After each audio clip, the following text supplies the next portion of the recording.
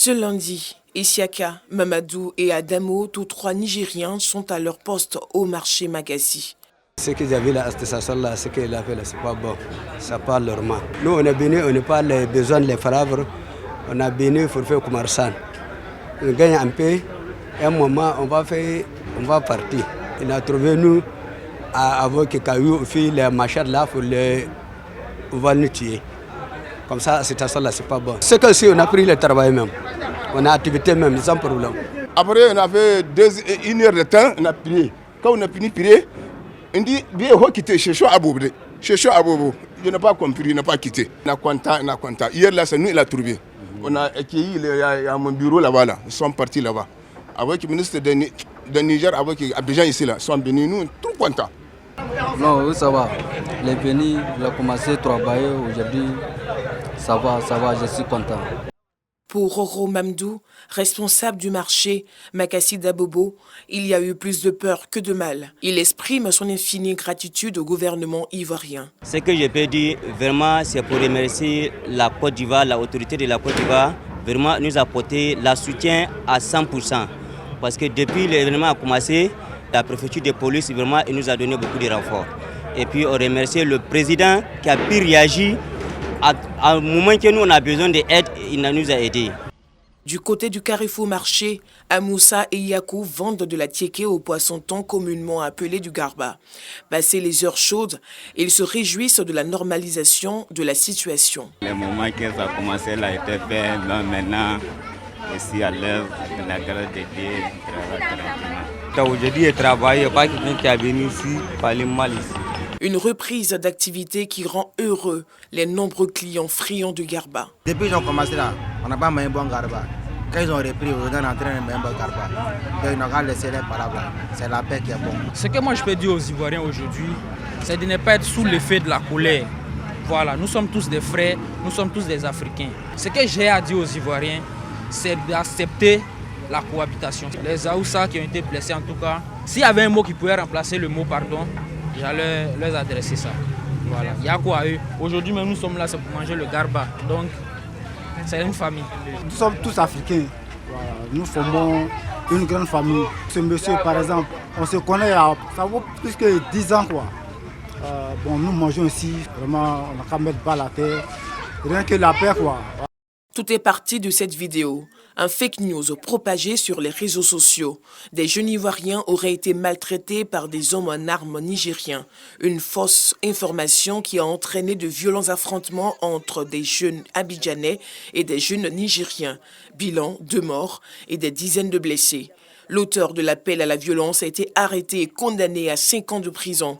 Les autorités nigériennes et ivoiriennes multiplient les initiatives et les appels au calme pour que plus jamais cela ne se reproduise entre les deux peuples qui entretiennent des relations exemplaires.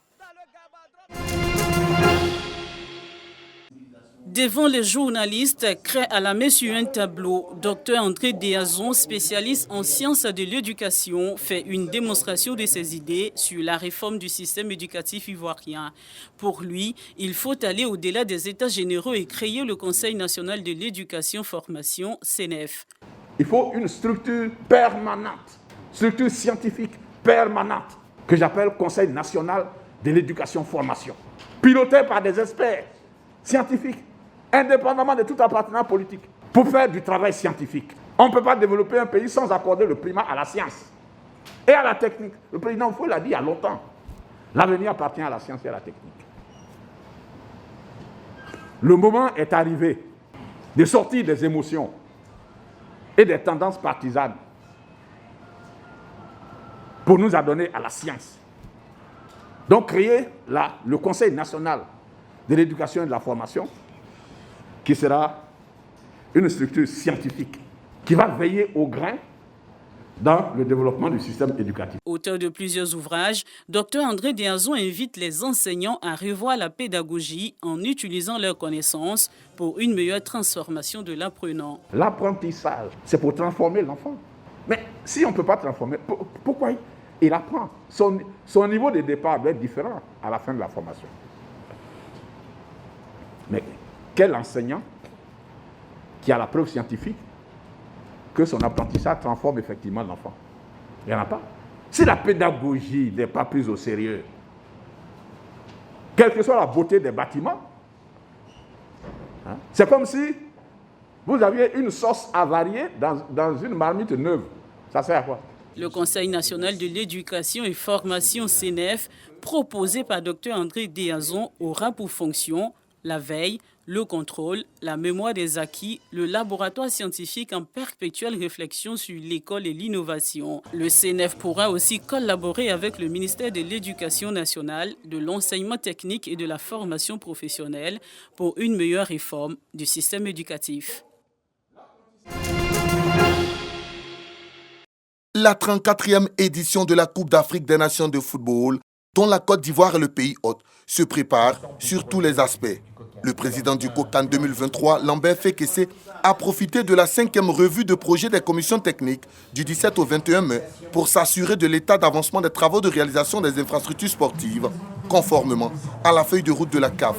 À tour de rôle, les présidents de commission ont planché sur leurs résultats actuels et partagé leurs contraintes pour que la compétition soit une réussite. Après le passage en revue des commissions, le responsable du cabinet international de consultance Al Goé fait le point de l'activité. L'objet même de cette semaine était de passer en revue l'ensemble des activités du COCAN, de s'assurer que toutes les entités du COCAN sont bien en ordre de marche et sur la bonne trajectoire pour pouvoir livrer une des plus belles Coupes d'Afrique des Nations en 2023. À 2 ans du coup d'envoi de la CAN 2023, le COCAN se dit satisfait du niveau d'avancement des travaux de construction des stades dont les livraisons sont prévues avant la fin de l'année 2021. Un bilan partiel qui se présente sous de bons auspices en attendant la prochaine revue de projet prévue pour fin août 2021. Notons que la CAN 2023 sera la 2e Coupe d'Afrique des Nations organisée par la Côte d'Ivoire après celle de 1984. C'est un autre scénario du très long film de la transition malienne depuis la chute d'Ibrahim Boubacar Keïta. Mokhtar Ouane, le Premier ministre, et le président de transition Bah Ndaw ont été arrêtés et amenés de force lundi 24 mai 2021, peu après 20 heures, dans le camp militaire de Kati, à 15 km de Bamako. Un groupe de colonels putschistes mécontents à la suite de l'annonce par Mokhtar Ouane du nouveau gouvernement serait à la base de ces arrestations. 2 principales figures du putsch du 18 août dernier, le général Sadio Kamara, ministre de la Défense, et le colonel Modibo Koné, ministre de la Sécurité, n'y figurent pas. Dans la foulée, le général Souleymane Doucouré, nouveau ministre de la Sécurité, a lui aussi été arrêté. L'annonce de la nouvelle administration malienne intervient dans un climat politique et social très tendu. 9 mois après la chute d'Ibrahim Boubacar Keïta, le pays demeure profondément divisé et les réformes tardent à voir le jour ou à être exécutées en raison de graves dissensions entre le gouvernement et la société civile. L'UNTM, Union nationale des travailleurs du Mali, principal syndicat du pays, avait annoncé à compter du lundi la reconduction d'une grève de 5 jours. Une grève qui impacterait à coup sûr les activités économiques du pays. Le vice-président de la transition, le colonel Assimi Goïta, lui, ne s'est pour l'heure pas encore prononcé sur la situation. La CEDEAO, Communauté économique des États de l'Afrique de l'Ouest, annonce l'envoi d'un émissaire ce mardi.